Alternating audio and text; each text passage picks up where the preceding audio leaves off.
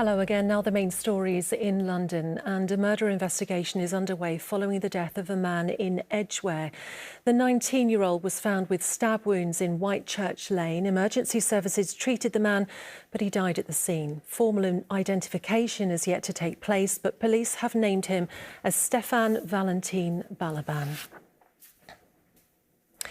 Well, as you may have been hearing, train passengers throughout the capital have been facing another day of disruption as up to 20,000 rail workers in the RMT union went on strike. It's part of a long-running dispute about pay, jobs and working conditions. About half of the usual services ran across the network, with some finishing earlier than usual. The government says the union should put an existing offer to RMT members. The union says it's waiting to be invited back to the negotiating table. Our members are coming into the fourth year without a pay rise. We don't have any offers that our members are prepared to support by way of a settlement. And the government is pressing ahead with its plans to de-staff the railway and close nearly 1,000 ticket offices. So that's why we're out on strike. So we've got to keep going until we can get a settlement that our members can support. 100 firefighters and 15 fire engines have been tackling a fire at a warehouse in Croydon. A large amount of waste materials had caught light at a waste disposal unit and offices on Imperial Way. The fire was under control by 5 o'clock this morning, but firefighters have remained at the scene to dampen down the affected area. The cause of the fire is currently under investigation. Over the past year, more than 3,000 state-educated boys and girls have been competing to reach Lord's Cricket Ground as part of a national youth competition. Today, it was the Guildford girls team who were lifting the trophy, and they had a very special guest on hand to give them their prize, as Jay Akbar reports. The sun was shining today over England's cricketing future. To pad up at Lord's, to see your face up there, is every cricketer's "I made it" moment. And today, the home of cricket played host to its future stars. The only way to describe it is... very cool. A lot of us are just taking it in a lot, yeah.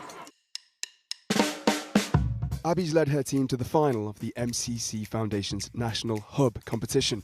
There are 77 hubs across the country. Each one is made up of state-educated kids who get coaching and match play for free. For the girls, it's been life-changing. Our club, when I started there, it was only boys, and now we've got so many girls. Our club, even, and this is just a massive step. We've been here twice in the past 2 years. After weeks of competition, remarkably, it came down to last year's finalists, Bolton and Abby's Guildford. So there'll be a bit of rivalry there. So it's nice going back, and hopefully we can win. Of course, a coach would say... getting here is the final, because just to play at Lord's itself has to be the win. But I'd quite like to get over the line this year as well. More important to Darren, though, getting women's cricket over the line. It's a brilliant showcase, and there's been a lot in the press recently about equality in cricket, and today is a brilliant day to be showcasing not only state school cricket, but girls' cricket as well. Bolton batted first, and it was obvious Guildford had a tough day ahead of them. Finally, a breakthrough. But the girls from Bolton rallied and over 20 overs knocked up a very respectable 102. A showcase it certainly was. It's so inspiring for these young players to walk through the long room and out onto the Lord's pitch with all their families watching them. I mean, it is a day of a lifetime that they will never forget. Especially not with MCC President Stephen Fry handing out the medals at the end. Do you know, the fact is, you talk to any international cricketer, I mean, talk to Virat Kohli or someone like that, and they'll tell you that the first time they played at Lord's, shivers ran through their spines. I think those shivers were present for Guildford, a couple of early wickets and things were looking shaky. Enter Captain Abby. All of a sudden, the runs and boundaries were flowing. And after a stunning fight back, Guildford chased Bolton down. It was their victory, but there were no losers at Lord's. The only thing shinier than that trophy were those smiles and the future of women's cricket. Jay Akbar, ITV News. Well done to all of them. Let's have a look at the weather now. Here's Amanda.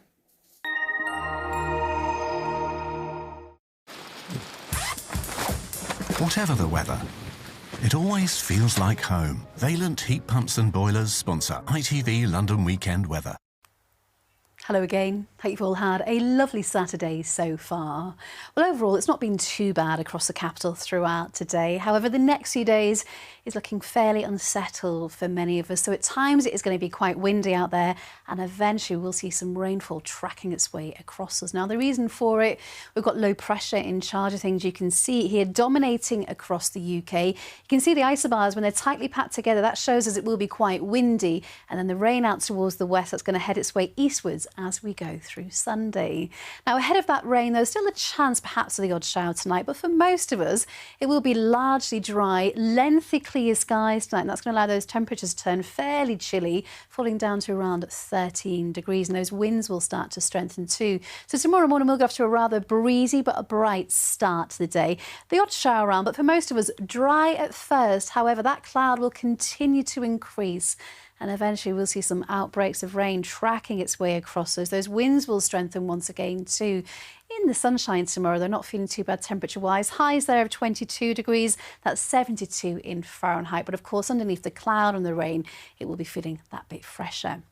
And then as we go through Sunday night and into Monday, there will be outbreaks of rain. And then this is the picture as we go into the start of next week. So low pressure here dominating, and what that means is going to keep the UK unsettled. At times it will be blustery, and there will be a few showers around too, and quite a humid start to Monday. Highs of 23 or 24 degrees, and then it remains unsettled, certainly as we go through the next few days. Bye-bye. Valent Heat Pumps and Boilers sponsor ITV London Weekend Weather. That's it from us for now. We'll be back tomorrow at 6:45. For now, do have a lovely evening. Bye-bye.